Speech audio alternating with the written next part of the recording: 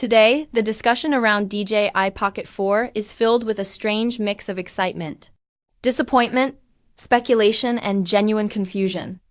Largely because what was expected to be a straightforward end-of-year product launch has instead turned into a slow drip of leaks, delays, and unanswered questions that have left even longtime DJI followers unsure of what to believe. The bad news first is that the DJI Pocket 4 launch has reportedly been delayed. Despite months of strong signals pointing toward a late-year debut, and this delay appears to stem not from problems with the core camera hardware itself, but from quality control issues related to accessories. A detail that sounds minor on the surface yet has significant implications for DJI's production pipeline. The Pocket 4 has been rumored for a long time, and its name already appeared in an FCC filing that confirmed a substantial battery upgrade of around 20% compared to the Pocket 3, immediately suggesting better runtime and a more practical shooting experience for vloggers and content creators. This filing alone fueled expectations that the device was already in its final stages and that an announcement was imminent, especially as multiple leaks throughout the year pointed toward a finished product being tested in real-world conditions. Many fans hoped the Pocket 4 would arrive before the end of 2025, partly because of the looming uncertainty around potential US DJI restrictions, which added urgency and emotional weight to every rumor and leaked image. However, sources now indicate that while the main camera unit itself may be fully ready, delays in accessory manufacturing, possibly involving mounts, and that is why the current situation around DJI's upcoming products feels so unusually intense, confusing, and emotionally charged for longtime fans and creators alike. Because what we are seeing is not just a delayed camera or another leaked drone, but a company navigating technical ambition, regulatory pressure, and market expectations all at once. With the Osmo Pocket 4, the frustration largely stems from how close it seems to being finished while still remaining just out of reach. The FCC filing already confirmed meaningful internal upgrades, especially the roughly 20% increase in battery capacity compared to the Pocket 3, which alone addresses one of the most common complaints from everyday vloggers and travel creators. Battery life has always been a limiting factor for ultra-compact gimbal cameras, and DJI clearly knows this, which is why the Pocket 4's internal power redesign feels like a foundational change rather than a minor tweak. Yet despite this readiness, accessory quality control issues have reportedly slowed everything down. This may sound trivial on the surface, but for DJI, accessories are not optional extras. They are part of the ecosystem. If a new Pocket launches without reliable mounts, expansion modules, wireless microphones, or protective housings, it risks damaging first impressions and early reviews.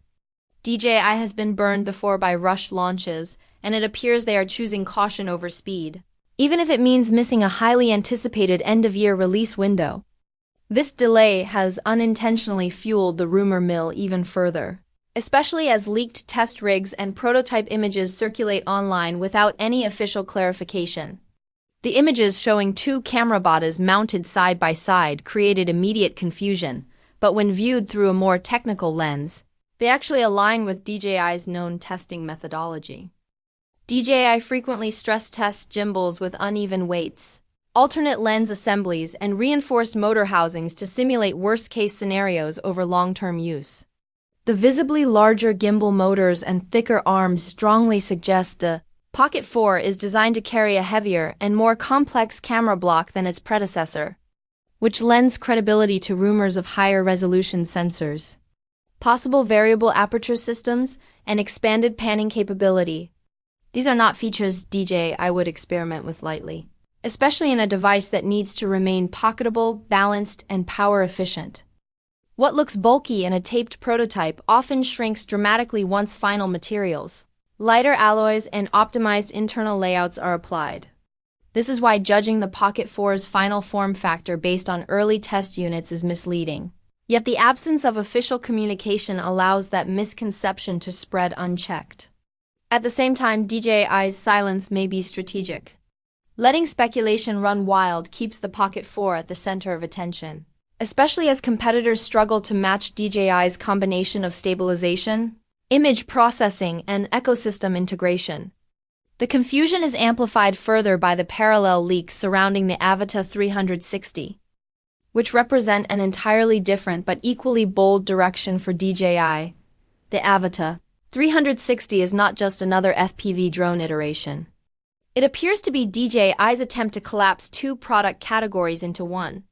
By merging immersive 360-degree capture with traditional FPV performance, DJI is effectively rewriting what an FPV drone can be used for.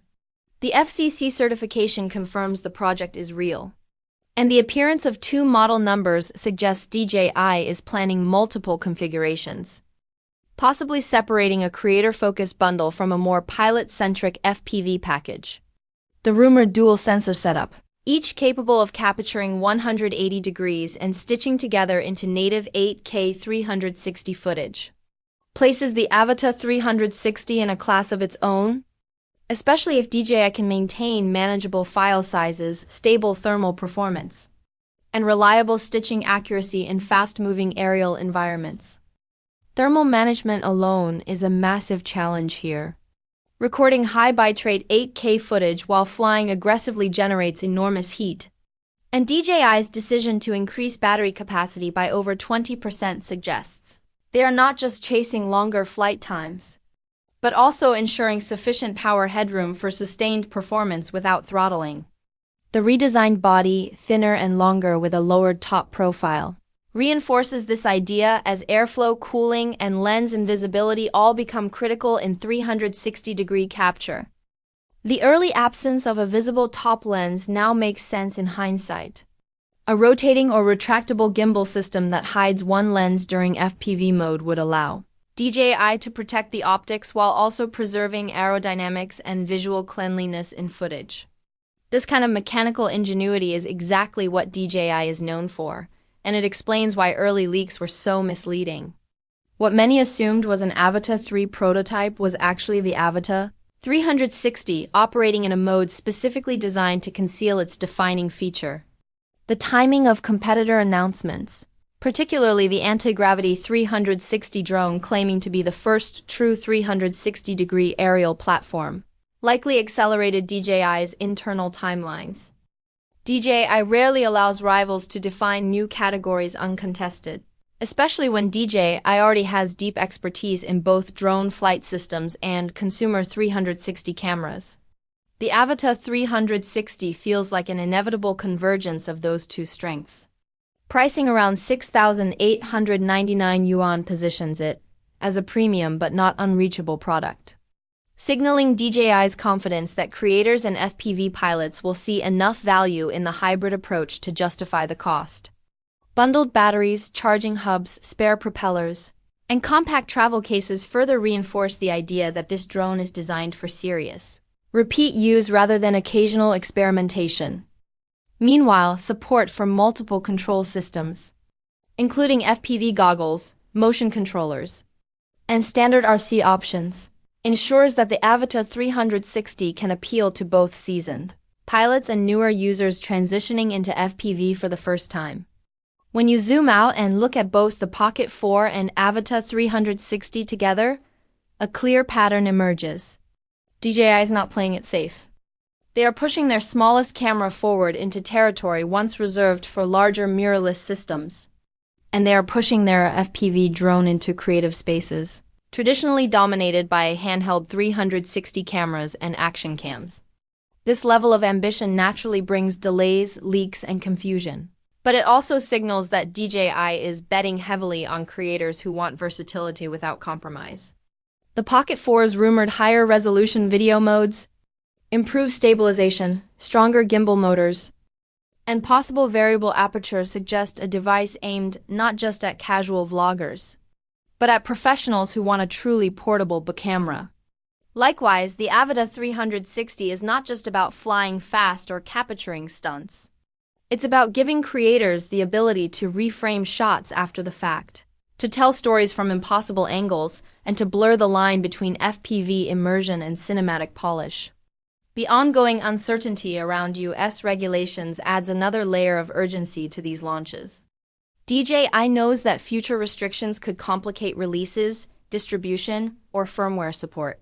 So there is a sense that these products represent a statement of capability and intent. Even if timelines shift slightly, the direction is clear. DJI is consolidating its dominance by making devices that are harder to categorize and even harder to replace. The confusion surrounding leaks, prototypes, and delayed announcements is frustrating in the short term, but it also reflects how much is changing under the surface. When the Osmo Pocket 4 finally launches, likely in early 2026, it may not just feel like an incremental upgrade, but like a redefinition of what a pocket-sized camera can be.